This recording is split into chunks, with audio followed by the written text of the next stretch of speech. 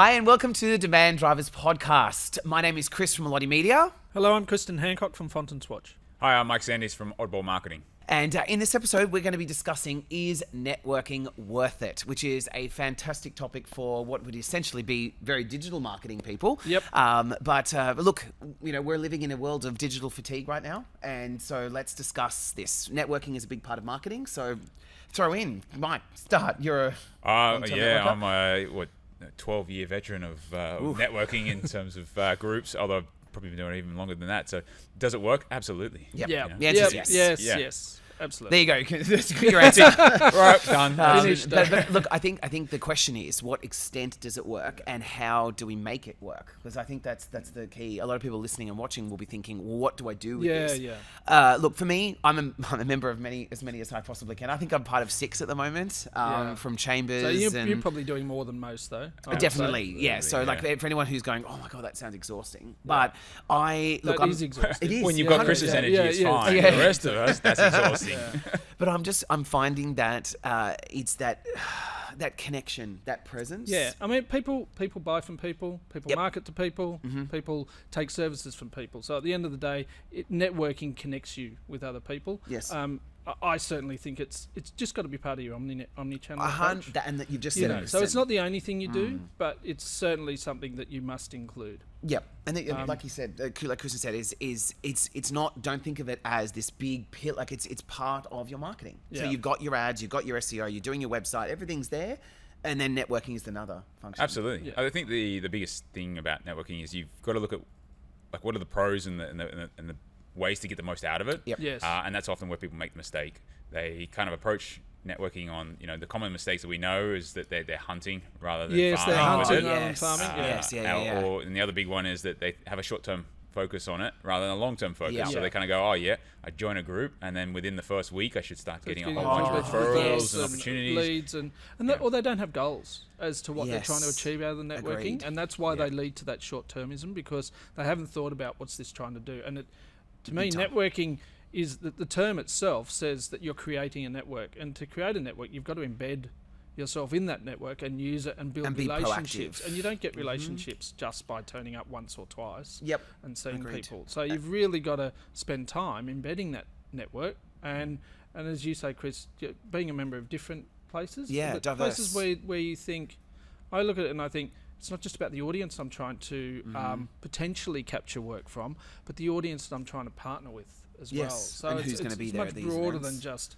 is it just a potential client in the future? Yep. And as you say, am I trying to get a referral right now, or I'm trying to win work right now? That's really the wrong way of Well, going about it. and that's what we found from our business. If we look at the measure of return on investment, and we encourage everyone in terms of marketing to look at your Always return on ROI. investment. That makes sense. But we got to look at it as the time scale that you look at that return on investment. If you look at it as, if I don't get anything out of it in 3 months, and I've invested how much time and money, and let's face it, You've networking, probably the just biggest wasted cost, your time, haven't you, really? That's exactly it. The biggest cost to network is not money. Yeah. It's the time Usually, you spend in it. Yeah. But if you look at it, and so if you look at it in terms of return on investment over a 3-month period, you go, well, you might not have got anything out of it, and it just doesn't make sense. Over a 12-month period, should start to get a better return on investment. That's my thinking. I think that presence is everything for everyone listening and watching. Like I always get told, oh wow, like you get remembered, but that's what happens. Is if you're going every second week or month, or you're not showing up. Yeah, exactly. So many networking groups I'm part of, they'll go, oh Chris, how are you finding this? It's not getting me results. And I'm like, oh, how often do you go? And they go, oh, every 3 months. Doesn't work. work. Yeah, and this is the mistake everyone makes, is they think, oh, I will be remembered, but you aren't. Like if you go to these networking events and you participate and you get involved, suddenly they go, oh, that's that guy again, or that's that lady that There's the orange guy again. Yeah, right. But it is, and there are a few hacks. Yeah. Right. Like colours. yeah, exactly. That's the secret to It networking, is. right? It is. Yeah. It is. Bright shirt. And like it's. I built my business on networking. Like, so when I first started my business 6 years ago, literally what I did is I went to Eventbrite and I put in marketing event Sydney. And you just went to I went to everything. everyone, and all I had was a basic website and a card, like a card. And for everyone who's introverted going, oh my God, that's an extrovert talking right now, I get it. But it doesn't matter, because when you're sitting next to people, the natural comment, so you sit down, right? And someone will go, but they talk. They talk, and they want to talk. What do you do? Because, they're at the same same event. So I think a lot of people avoid networking because they find it hard to communicate with strangers and overwhelming. But that's because they're putting too many expectations on themselves. Correct. You don't, as we said at the outset, you don't have to get the sale, or you don't have to win work in that meeting. All you need to do is find somebody that you can talk to, and then make sure you don't spend all of the meeting with them, and keep talking to others and build relationships, because through the relationships will actually become good connections and potentially some work, or partners. The other thing that I really like about it is it gives us an opportunity to really test things like elevator pitches or your value proposition, and it's in a really low risk environment because you're talking to somebody who you've never met before, who you probably wouldn't have gotten any work out of if you hadn't have gone to the networking, and you can see their face. You observe the human connection and the human response to, here is my elevator pitch, or here is my value proposition, and it's immediate, and you know what the feedback is. So giving their reaction. And if it's a really positive reaction, there's your opportunity to say, look, this is working, I should keep doing it. Or I've actually got to go back and think about what I'm actually selling here and how I'm selling it. Because it's not resonating. Because it's not hard to pick up people's facial responses. And don't overthink it. I think that's the thing. Like, don't overthink it. Do not overthink it. Like, it's yes, sure, I overachieve in this area, but I don't want people to listen to this and go, oh, it just seems a bit overwhelming. Like Kristen was saying, you don't have to get there and go, right, I need to work this room. You just, like, a lot of the times, the best ones are the ones where you sit down and watch a presenter, because as I was saying, you talk to the person here, you exchange cards, have a bit of a chat, you talk to this person, everyone gets their LinkedIn out, and then the other tip I want to give is follow up. Right, this is the best thing. That is one. It's like people go, well, I'm waiting. Whereas when you get the card, I always put the cards and go, nice to meet you at BNI this morning, or like something. Because if you just go, hey, it was good to meet, people go, oh, I'm not sure where I met that person. Whereas if you say it was great, it was something personal, that you get that connection. Yeah, absolutely. I like to go to different networking events for different purposes as well. Agreed. So I don't look at all networking being, rightio, I've got the same purpose for being there. Some of the networking that I'm a member of, I actually go because I think that they are the client base that I'm trying to target. Fair enough. And I want to build relationships within that client base, not necessarily to get the work off the individual I'm talking to, but make them aware that I provide that service in that space. The other ones I go to, I think this is predominantly for partners, and it's for building and maintaining relationships like colleagues with like us.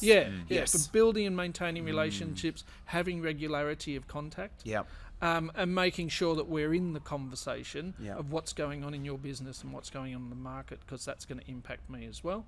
And then other ones, there's the other ones that a lot of people should think about is their own career networking. So is it just worthwhile me turning up to this to make connections and for my own personal growth and career, and I'm going to meet somebody who's going at a similar time or going through something similar. So that's the way I'd like to think about 100%. it. I think the other sort of advanced strategy that I try to encourage people to think about is that don't think about the people in the room as the people that you're trying to sell to. Really Because, good. you go to a good networking group, you might have 20, networks. 30, 50 people in the room.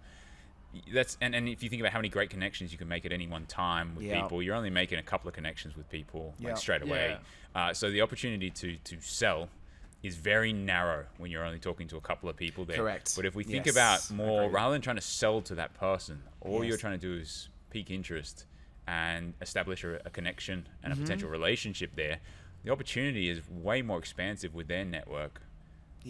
And that's a key an focus. Example I had this morning when I said, so I was networking with a lady that was a marketing manager of a particular establishment, and then I've got to know her, and I've done the hard yards with her, working and collaborating with her, and then she left and joined a different company, and now she's brought me onto that company as well. And so it's just the power of networking. Like, I never would have got that that connection if I wasn't at the event that she was at, and now she's moved, and now she's given me another opportunity that will probably lead to a lot of our work. And I've had similar responses where I've networked within that client base that we're looking to target, and I've found that it hasn't been the client that I've talked to that becomes the client, if you know what I mean. It hasn't been the audience that I've talked to. It's actually they've either referred us on, or they've been a credibility test where there's a potential client, will mutually know somebody, and they'll contact them and say, do you know what this do they, person? do you know them? What Yeah. do they like? And they give you the testimonial. Yep. Even though they haven't used your service yet, they give you the testimonial and you get the work. And that becomes the referral. Yep. And we would always say that probably somewhere between 70 and 80% of our work in some way comes from networking, I'm because exactly the same. it's some sort of referral lead in. Because that's, I would say 80% of mine would be from referrals. And like, I do a lot of digital stuff, but it's just the fact that, and can I put a caveat there? It's not that just referrals. Like, when they meet you, they go to your website, they check your branding, they do all those things. So it's not like you can say the exact same thing, because it's not like you have to have the whole presence. You can't just be like, oh well, let's hope that works. Yeah. It's they go to your website, they do the due diligence, and they have a look at that, and they digitally interview. But at the same time, you need to be present. Yes. Yeah, 100%. So look, I've got no more to add. I just think look, that's, we could talk for hours on it, and I don't want to do details of it all. But but look, is there any key takeaway? So we want these podcasts to be like where people can take away insights. We've made the case for networking. Yeah. I mean, look, for me, I would say go to like Eventbrite, all these things, sign up for them. A lot of them, they take visitors. Yeah. So go and visit a few chapters, meetings, all these kind of things. Play to your strengths. Have your cards. Like, I know that people go, oh, do cards, but have your business cards. Again, I'm a LinkedIn person, but I bring physical cards because they impress people.